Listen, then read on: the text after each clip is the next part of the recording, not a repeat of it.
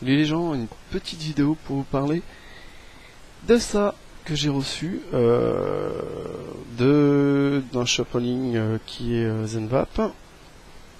C'est le ProTank Kanger 2, donc qui est exactement le même que le ProTank 1, mais à la particularité d'être démontable, entièrement démontable, puisque le souci que nombreux ont eu, c'est le fait de le faire tomber.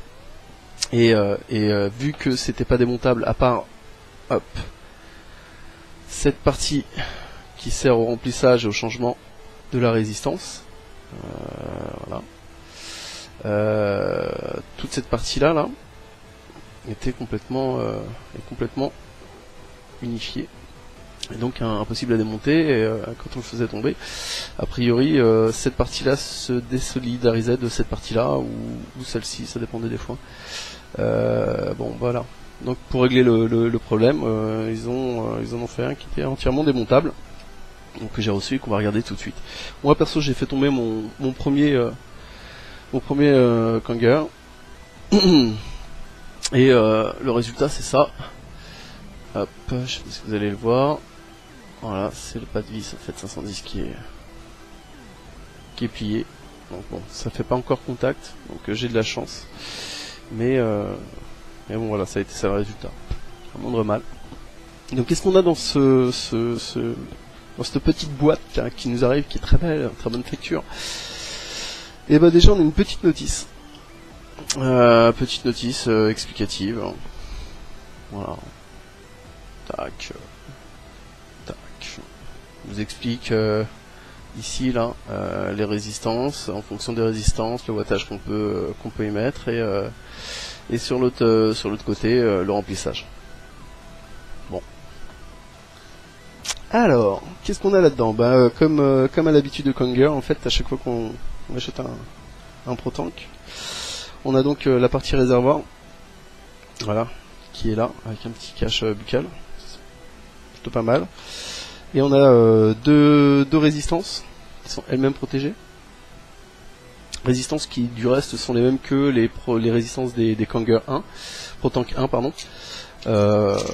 Et également les mêmes que les VOD de chez Kanger. D'ailleurs, voilà, ça ce sont des résistances pour Kanger ProTank 1. Et ça, ce sont des résistances pour EVOD. Ce sont les mêmes. Voilà. Donc on va terminer. On a donc la partie centrale, on a donc la partie réservoir, les deux résistances, et on a le socle, qui est toujours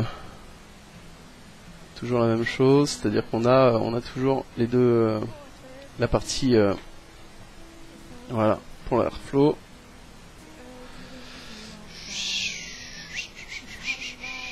Voilà, on doit le voir ici là. On voit qu'on a toujours la même chose. Voilà, qui permet de pouvoir utiliser notre tank sur une partie toute lisse, et d'assurer quand même une bonne arrivée d'air. On va donc monter une résistance. Voilà, une des deux résistances qu'on a reçues. Ouais. Voilà. Bon bah elle se monte de la même manière que sur le premier, directement. Voilà, même principe que sur le premier. D'ailleurs je pense qu'on peut essayer de faire le test tout de suite en essayant de mettre la résistance du Kanger 1 dessus. Voilà. Hop, on dévisse celle que je viens de monter. On met celle du Kanger 1. Et voilà, ça rentre, il n'y a pas de problème. Donc effectivement, c'est la même chose. Alors la différence, elle se passe où? Elle se passe ici. Elle se passe ici parce que on a, donc si on enlève le petit câble de protection, on a un drip tip. Ouais, on a un drip tip. Est-ce qu'on peut mettre un autre drip type dessus? On va essayer. On prend un autre. Ça monte. Ça se monte. Il n'y a pas de problème. Le drip type. On peut le changer. En théorie, ça doit pouvoir se dévisser. Et ça se dévisse. Fabuleux. Ah, mais ça se dévisse en fait sur la partie centrale, c'est-à-dire à l'intérieur. Donc, ça c'est toujours du Pyrex.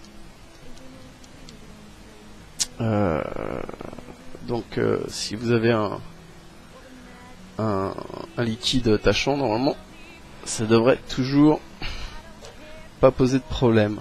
Pour le nettoyage d'ailleurs c'est nettement mieux, enfin moi je préfère. Parce que effectivement, quand on voit le premier, voilà, je sais pas si ça se voit, mais le premier, en termes, voilà, seulement il reste des traces parce que pour l'essuyer à l'intérieur, c'est pas super simple. Alors que là, ça sera quand même nettement plus simple. Donc qu'est-ce qu'on a? On a donc la partie top, voilà, qui est là avec la cheminée. Les deux sont accrochés, on peut pas les désolidariser. On a un joint torique à l'intérieur. Je sais pas si on peut le voir. Hop là, voilà, on a un joint torique qui est là, qui fait tout le tour ici, là. Et on a la partie basse sur laquelle ils ont rajouté une petite chose. C'est-à-dire, hop là, ce sur quoi va se monter la fameuse cheminée. Voilà. Avec un pas de vis. Voilà, on a un joint torique également aussi ici. Donc, on prend le tube, réservoir, pouf. Il n'y a pas d'endroit, il n'y a pas d'envers. Ça se monte dans les deux sens.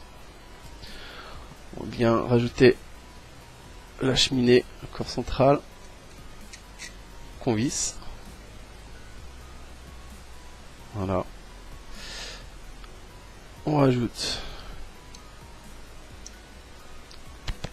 le petit drip tip. Et on va remplir ça, on va regarder comment ça va. Alors on voit déjà que ils n'ont pas tout à fait la même gueule. Hein. Voilà. Ici le 1, ici le 2. Ils n'ont pas tout à fait la même gueule. Le 2 il est un petit peu plus carré, il est moins design, moi je dirais. Je le trouve moins beau en termes de design que le 1. L'avantage c'est quand même de pouvoir changer le drip tip et de pouvoir le démonter entièrement. On va le tester entièrement, voir ce que ça nous dit. Donc on le remplit de la même manière. Bon, ça se remplit de la même manière, sauf que on n'a pas, voilà, on peut pas faire tout le tour puisqu'on a la fameuse partie centrale avec ce truc là au milieu là qui vient accrocher la partie cheminée. C'est pas bien compliqué. Les pas de vis sont nickel, ça se fait plutôt pas mal.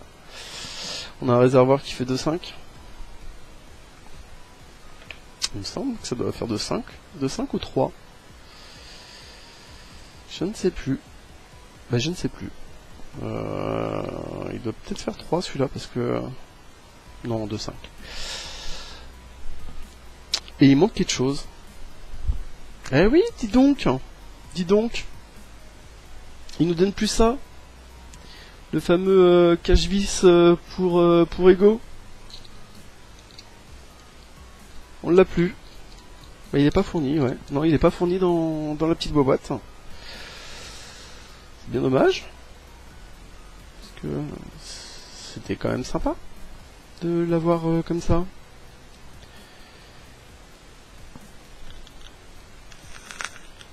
En tout cas, ça crépite.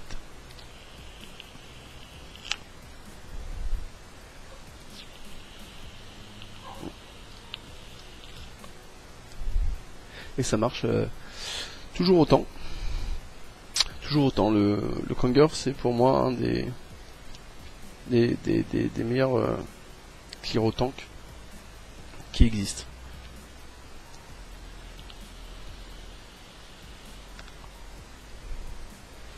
Ouais. Non, ça marche plutôt pas mal. Ça marche plutôt pas mal. Bon, la différence, c'est qu'effectivement, on a un drip tip qui peut s'enlever. On a un tank qui se démonte entièrement, partie du haut, partie du bas, corps central avec la partie du haut, le corps qui est toujours en Pyrex. On a toujours les deux parties d'aération sous le dessous. Il est plutôt pas mal. Ce qui manque, c'est le fameux cache pas de vis égaux. Bon, vous pouvez trouver un petit peu partout. Et si vous aviez le 1, vous pouvez toujours réutiliser celui-ci. Non, c'est donc toujours un bon petit Cliro. À voir sur le temps si on se retrouve pas avec un petit peu de liquide ici, si il n'y a pas de fuites qui peuvent se faire. Normalement non, parce que les joints toriques ont l'air d'être bien mis. On verra avec le temps ce que ça donne. Voilà, c'était une petite review pour vous parler du ProTank 2 que j'ai reçu il y a très peu de temps. Ciao, à plus les gens.